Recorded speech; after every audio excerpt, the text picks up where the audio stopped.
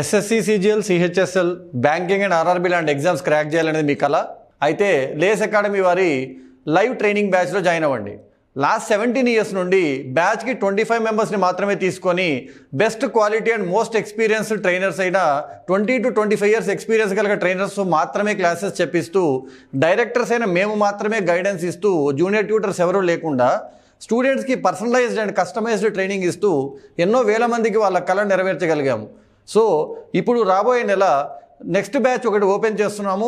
కేవలం 25 మంది మాత్రమే దాంట్లో ప్రవేశం ఉంటుంది. ఈ బ్యాచ్లో జాయిన్ అవ్వాలనుకున్న వాళ్ళు కింద లింక్లో ఇచ్చిన వాట్సాప్ గ్రూప్లో జాయిన్ అవ్వండి. ఆ వాట్సాప్ గ్రూప్లో మీకు డెమో క్లాసెస్ లింక్స్ వస్తాయి. 2 డెమో క్లాసెస్ అటెండ్ అయ్యి మాతో ట్రావెల్ చేస్తే మీ కళ నెరవేరుతుంది అనుకుంటే మీరు మాకు బ్యాచ్లోకి ఎన్రోల్ అయ్యి మీ కళను నెరవేర్చుకొని బ్యాంకింగ్ ఆర్ ఎస్ఎస్సి ఎగ్జామ్ని క్రాక్ చేయండి. హలో నమస్తే, వెల్కమ్ టు సుమన్ టీవీ. ప్రస్తుతం మనతో పాటు లేస్ అకాడమీ ఫౌండర్ నరసింహ గారు ఉన్నారు. వీరితో ఈరోజు కొన్ని విషయాల గురించి మనం డిస్కస్ చేద్దాం. హలో అండి, నమస్తే. నమస్తే అండి.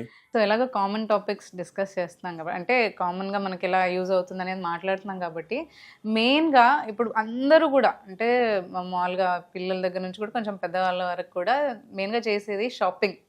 అదే ఏదైనా కావచ్చు, డ్రెస్సెస్, యాక్సెసరీస్, ఏదైనా షాపింగ్స్. పెద్దవాళ్ళు అంటే కిచెన్ వాటివి, హౌస్కి రిలేటెడ్ చేస్తూ ఉంటారు. సో షాపింగ్స్కి వెళ్ళినప్పుడు ఎక్కువగా వాళ్ళందరిని అట్రాక్ట్ చేసేది ఏంటి అంటే డిస్కౌంట్స్ అని, ఆఫర్స్ అని, లైక్ ఎండ్ సేల్స్ అని, ఇలా సేల్స్ అనేసి డిస్కౌంట్స్ పెడుతూ ఉంటారు. సో ఆ కాన్సెప్ట్ ఏంటి అసలు అంటే, మనకి బ్రాండ్లో మనకు అర్థమయ్యేది ఏంటి, మనకు అర్థం కానిది ఏంటంటే, ఇప్పుడు యాక్చువల్గా బ్రాండ్ ప్రైస్ ఎక్కువే ఉంటుంది, అది వాడు ఎందుకు తక్కువకి ఇస్తున్నాడు అనే చాలా మంది డౌట్ వస్తుంది ఆఫర్స్ పెట్టి. సో దీని కాన్సెప్ట్ ఏంటి అసలు? యాక్చువల్లీ ఇక్కడ మల్టిపుల్ విషయాలు ఉన్నాయి. సో ఫస్ట్ అయితే అసలు ఎందుకు డిస్కౌంట్ ఇస్తాడు అనేది పక్కన పెడదాం, తర్వాత ఆలోచన. ఓకే, డిస్కౌంట్ ఇచ్చినప్పుడు కొనేద్దాం అని చాలా మంది ఉంటారు. ఒకప్పుడు మా చిన్నతనంలో మేము ఏదైనా పండగ వస్తే డ్రెస్సులు కొనాలి. డ్రెస్సులు కూడా రెడీమేడ్స్ కాదు, క్లాత్ కొనుక్కొని కుట్టించుకోవాలి. ఇప్పుడున్న కాలంలో ఏమైపోయిందంటే, మనం ఎప్పుడు షాపింగ్ చేయాలి అమెజాన్ వాడే డిసైడ్ చేస్తున్నాడు. అమెజాన్ షాపింగ్ ఫెస్టివల్ డిసెంబర్ 21 నుంచి డిసెంబర్ 23 మధ్యలో నువ్వు షాపింగ్ చేయాలి అని వాడే డిసైడ్ చేసుకుంటున్నాడు. ఆ టైంకి రెడీగా ఉంటారు. సో అంతా బాగానే ఉంది, కానీ అసలు ఒక డిస్కౌంట్ని ఏ విధంగా క్యాలిక్యులేట్ చేయాలి? నేను చాలాసార్లు చూస్తుంటాను, షాప్కి వెళ్తాము, వాళ్ళు షాపింగ్ చేస్తారు, ఒక దాని మీద 20% ఆఫ్ అని ఉంటుంది. అక్కడ ఎవరో సేల్స్ పర్సన్ ఉంటాడు, బాబు అని పిలుస్తారు. అతను పిలిచి ఇది ఎంతకు వస్తుంది, నాకు బాధ వేస్తుంది. ఎందుకంటే ఆ పర్సన్ ఒక ఐటీ ట్యాగ్ ఏదో వేసుకొని ఉంటాడు, రకరకాల ఐటీ కంపెనీస్, అంటే ఒక మంచి యాప్టిట్యూడ్ టెస్ట్ పాస్ అయ్యో గ్రాడ్యుయేట్ వచ్చి ఉంటాడు అక్కడ షాపింగ్ చేయడానికి. అక్కడ సేల్స్ చెప్పే పిల్లడు ఆ గ్రాడ్యుయేషన్ చదువుతున్నవాడు లేకపోతే ఇంటర్మీడియట్ పాస్ అవుట్ ఉంటాడు. మన గ్రాడ్యుయేషన్ అయిపోయి ఇంటర్మీడియట్లోనే 10th క్లాస్ పిల్లని పిలిచి బాబు ఇది ఎంత కోసం లెక్క అడిగామంటే, నీకంటే వాడికి లెక్కలు బాగా వచ్చానే కదా, ఆ మాత్రం ఇంకో వాడు కరెక్ట్ చెప్పాడని గ్యారంటీ ఏంటి? ఒక బ్రాండ్ పేరు చెప్పకూడదు, కానీ మూత పడిపోయిన పెద్ద సూపర్ మార్కెట్ బ్రాండ్ అది. ఒకనొక బ్రాంచ్ లో, సెంట్రల్ హైదరాబాద్ ఉన్న బ్రాంచ్ లో వాళ్ళు ట్యాక్సెస్ ఎక్కువగా బిల్లు వేయడం మొదలుపెట్టాడు. అంటే మీకు X% ట్యాక్స్ అంటే ఇంత రావాలి, వాడు ప్రతి బిల్లు మీద 4 రూపాయలు 5 రూపాయలు అదనంగా ట్యాక్స్ వేయడం పెట్టాడు. ఇంత పెద్ద బిల్లులో కింద ట్యాక్సెస్ చూస్తారు తప్ప అది పర్సంటేజ్ కరెక్ట్గా క్యాలిక్యులేట్ అయిందో ఎంతమందికి తెలుసు?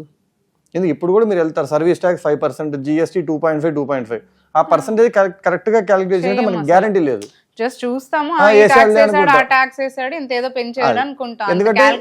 ఎందుకు చేయమంటే మనకి ఎలా చేయాలో చాలా మందికి తెలియదని తెలిసి మళ్ళీ అనవసరంగా తెలిసిపోద్ది బయట అని చెప్పి మోమాటం. తెలిసినా కొందరికి లేజినెస్, కరెక్ట్ చేసి ఉంటాడులే, ఏముంది రూపాయన్నర 2 రూపాయలు ఎక్కువ కదా.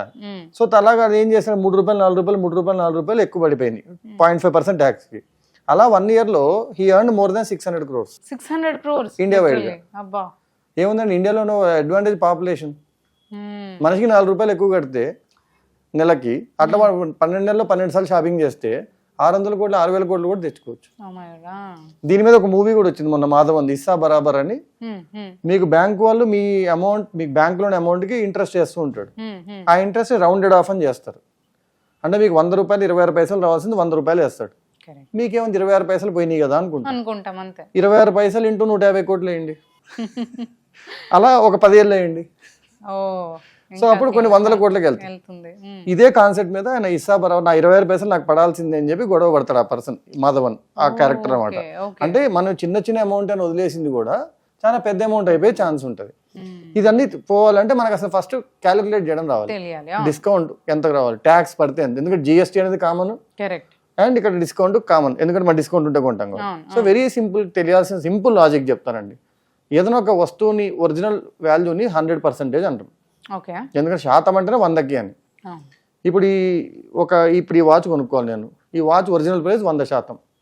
నాకు వాడు 20% డిస్కౌంట్ ఇస్తా అన్నాడు. అంటే 100లో 20 తీసేస్తాడు. అంటే ఎంత మిగులుద్ది నాకు? 80 మిగులుద్ది. సో నేను దీన్ని క్యాలిక్యులేట్ చేయాలంటే వాడు యాక్చువల్ చెప్పిన 100% ప్రైస్ని ఇంటూ 80 చేయండి. దీనికి మళ్ళీ మీరు క్యాలిక్యులేటర్ వాడుకోవచ్చు. అయ్యో నాకు 80 టేబుల్ రాదు 8 టేబుల్ రాదు బాధపడాల్సిన అవసరం లేదు. మొబైల్లో క్యాలిక్యులేటర్ వాడుకోవచ్చు. ఫర్ ఎగ్జాంపుల్ ఇది 20,000 ఉంది. ఇంటూ 80 చేస్తే 1,60,000 అని కనిపిస్తుంది. బై 100 ఉంటుంది కాబట్టి 2 సున్నాలు తీసేయండి. ఎందుకంటే పర్సంటేజ్ అంటే బై 100 అంట. మీరు ఇంటూ 80 చేసి 2 సున్నాలు తీసేయండి. లేదా లాస్ట్ 2 డిజిట్స్ మర్చిపోండి. ఆ మిగిలిన అమౌంట్ మీరు వాడికి కట్టాల్సిన అమౌంట్. సో ఇప్పుడు 18% ట్యాక్స్ కట్టాలి. 18% జిఎస్టీ ఉంది ఒక అమౌంట్ మీద. సో మీ బిల్లు ఎక్స్ అయింది లేదా ఒక 1000 రూపాయలు అయింది. దానికి మీరు 18 రూపీస్ ట్యాక్స్ కట్టాలి. అంటే మొత్తం వాడికి ఎంత కట్టాలి అంటే మీరు 100 రూపాయలకి 18 రూపాయలు అదనంగా కట్టాలి. అంటే మీరు 118% కట్టాలి వాడికి. సో మీ బిల్లుని ఇంటూ 118 వేయండి. 118 అంటే 118. వచ్చిన అమౌంట్ లాస్ట్ 2 డిజిట్స్ తీసేయండి. ఎందుకంటే అక్కడ డెసిమల్ పెట్టేస్తాం. అది మీరు కట్టాల్సిన బిల్. అంతే వేసాడో ఎక్కువ వేసాడో చూసుకోవచ్చు. 10% డిస్కౌంట్ అంటే ఇంటూ 90 వేయండి. ఎందుకు 100లో 10 పోయింది. 10% ట్యాక్స్ అంటే ఇంటూ 110 వేయండి.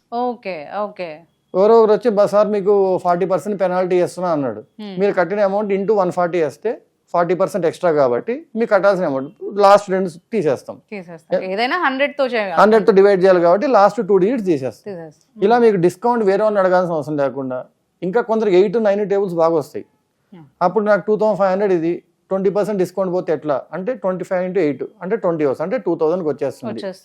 8 టేబుల్ వచ్చిన వాళ్ళు ఈజీ చేయొచ్చు. లేదు మొబైల్ తీస్తావు 2500 into 80 కొడతావు నీకు 2000 కనిపిస్తుంది. లాస్ట్ 2 సున్నాలు పట్టించుకో కాబట్టి బాబు 2000 పడుతుంది. మళ్ళీ దీని మీద 18% ట్యాక్స్ ఉంది.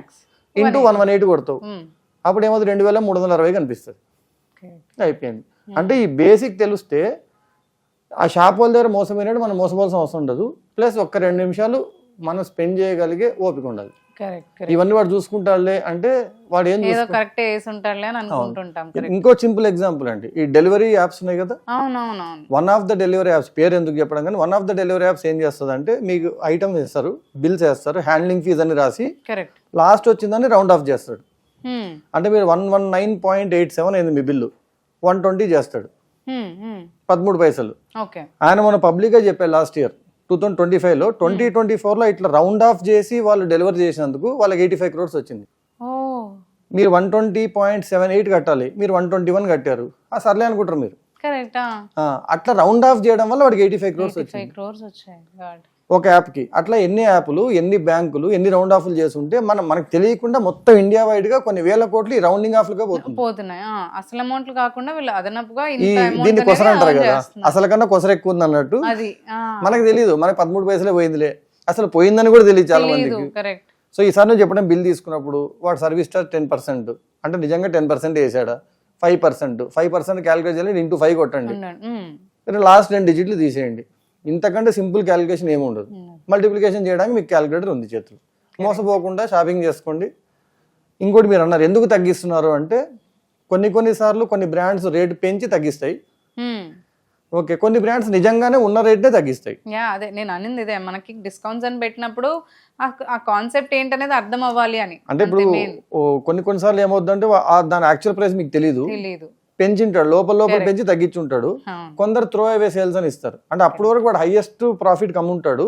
ఇప్పుడు అంత ప్రాఫిట్ లేకపోయినా పర్లేదులే అని ఉన్న అమౌంట్ కి పర్సెంటేజ్ తగ్గించి ఇస్తాడు. సో ఈ రెండో రకమైన బ్రాండ్స్ దగ్గర కొనుక్కోవడం మీకు అడ్వాంటేజ్ అవుతుంది. కాకపోతే చాలా మందికి ఏదేదో తెలియదు. ఇప్పుడు అమెజాన్ ఓపెన్ చేస్తారు వాడు 1000 రూపాయలని రాస్తాడు వాడే కొట్టేస్తాడు 700 అని రాస్తాడు 300 సేవ్డ్ అంటాడు. 1000 రాసింది వాడే 700 రాసింది వాడే నువ్వు సేవ్ చేసావు అని చెప్పింది కూడా వాడే. అది నిజంగా తెలియదు మనకి. కాదు చూడంగానే 300 సేవ్ అయిందంట అని ఆనందం మనకి. సో కొంచెం మన షాపింగ్ చేసేటప్పుడు కూడా ఎప్పుడు చేస్తున్నావు ఎందుకు చేస్తున్నావు అవసరానికి చేస్తున్నావు లేదా చేసినా మోసపోకుండా క్యాలిక్యులేట్ చేసుకోవడం ఎట్లా ఈ పర్సంటేజ్ బేసిక్ తెలుసుకుంటే చాలండి సరిపోతుంది. Thank you.